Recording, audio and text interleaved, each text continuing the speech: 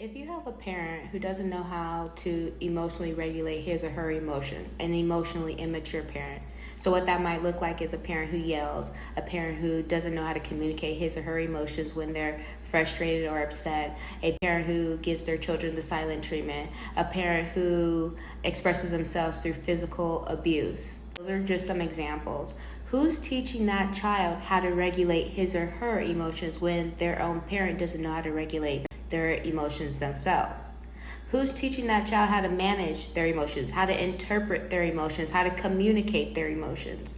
And how can one learn unless one is taught or through observation? But if that's not what's being observed, would it be ironic for that child to grow up and to think that verbal abuse and assault and adult tantruming is normal?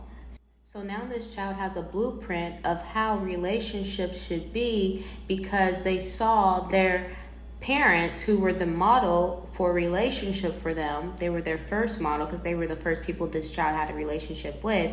They saw how their parent handled their stressful or their unpleasant emotions. So when a child grows to be an adult, they've normalized what is dysfunction because dysfunction was normalized.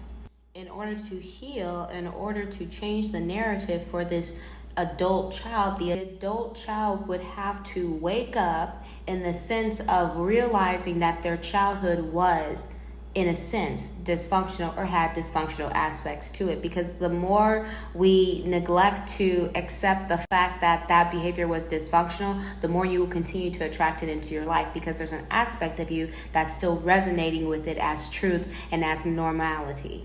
You would have to deny the fact that that was normal behavior and accept the fact that that was dysfunctional and not associate that dysfunction with who you are as a person.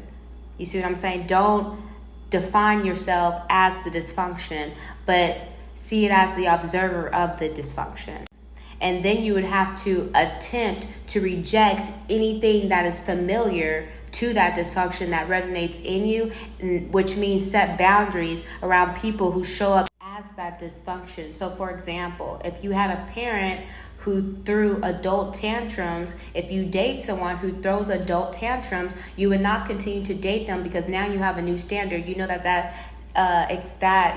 experience and that behavior is dysfunctional. And if you're saying, I don't want to date dysfunctional people, I want to create a healthy relationship with others, I'm not going to continue to entertain things that are disrespectful and dysfunctional. Number 2, setting boundaries. And number 3, changing the story, being in alignment with those boundaries until you create the life that you desire and deserve.